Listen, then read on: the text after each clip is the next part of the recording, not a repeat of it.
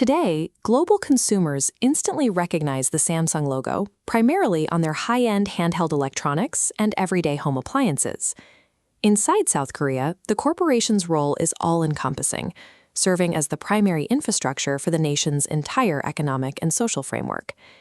This chart scales Samsung's revenue against South Korea's entire economic output. The group accounts for roughly 20% of total GDP. Furthermore, Samsung alone pushes out 25% of exported goods. When semiconductor sales drop, the national trade balance tips. This footprint extends directly into daily life. Born in a Samsung hospital, raised in a Samsung apartment, educated at a Samsung University, and insured by Samsung Life. This overwhelming economic density is the result of decades of deliberate state planning. It raises a pressing question for policymakers in Seoul.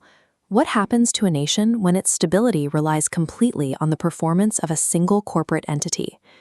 In the years following the Korean War, the peninsula was completely devastated, stripped of infrastructure and severely lacking in natural resources. To rapidly industrialize, the military-led government of the 1960s implemented a deeply aggressive growth strategy. They channeled cheap state credit and offered tight domestic market protection to a few select business families, called the Chaebol, on the condition that these companies met strict, highly ambitious export targets. In the early 1980s, Chairman Lee Kun-hee directed Samsung to enter the highly volatile market for dynamic random access memory, or DRAM chips. At the time, Samsung lacked a meaningful technology base, and the sector was heavily dominated by established American and Japanese firms. Through massive government-backed capital deployment and sheer organizational force, Samsung absorbed years of heavy financial losses to build manufacturing scale. By the late 1980s, they had achieved hyper-efficiency in their fabrication plants, dominating global production. By controlling the supply of memory chips, components required for almost every modern electronic device, South Korea achieved technological sovereignty. They gained the ability to produce strategic assets that the broader global economy cannot function without. Today, the lines separating Samsung's corporate interests and the Korean government's national priorities are heavily blurred. The two power centers operate in a deep symbiosis, needing each other to survive. In 2017, Samsung's de facto chairman, Lee Jae-young, was convicted of bribery related to the highest levels of government. Yet in 2022, he received a formal presidential pardon, a decision explicitly justified by the administration as a measure of national economic necessity. While the wider corruption scandal brought down a sitting president and triggered mass public protests, Samsung's leadership ultimately remained intact. The company's sheer scale insulates its executives from the full weight of the legal system. This influence extends deeply into South Korea's cultural exports. As K-pop and Korean cinema expanded globally throughout the 2010s, Samsung strategically linked its marketing to the Korean wave, turning its consumer devices into physical ambassadors of the nation's technological sophistication. Through this combination of legal immunity at home and massive brand visibility abroad, Samsung occupies a unique space. It operates as both a heavily protected domestic pillar and a primary national ambassador to the rest of the world. For decades, Samsung thrived as a fast follower, taking existing technologies and manufacturing them at a higher quality and lower cost. But in an era driven by platform control and artificial intelligence, flawless execution of old ideas is losing its premium.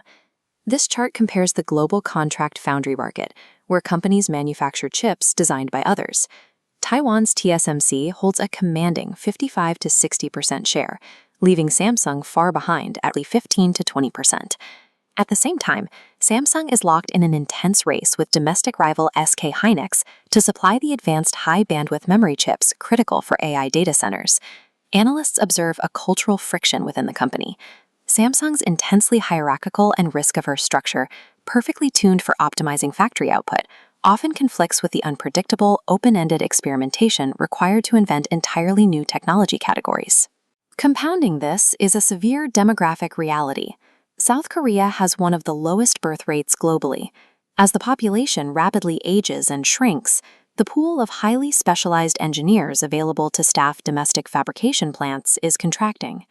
Because of the massive concentration of wealth tied to this single entity, Any long-term decline in Samsung's global market share automatically drags down South Korea's employment rates, tax revenues, and overall economic growth. Samsung is also forced to navigate a tightening geopolitical vice. The United States demands strict export controls on advanced semiconductor tech, while China currently absorbs roughly 40% of Samsung's memory chip sales and hosts tens of billions of dollars in legacy factory investments. These advanced fabrication plants require massive amounts of power to operate. This creates deep friction with South Korea's national energy grid, which remains heavily reliant on carbon-intensive fuels like coal and natural gas, making it incredibly difficult for the company to meet global sustainability requirements. The state-directed framework that rapidly lifted South Korea out of post-war poverty has created a heavy ceiling. The intense concentration of capital and top talent inside a few massive conglomerates suppresses the growth of smaller, dynamic startup ecosystems.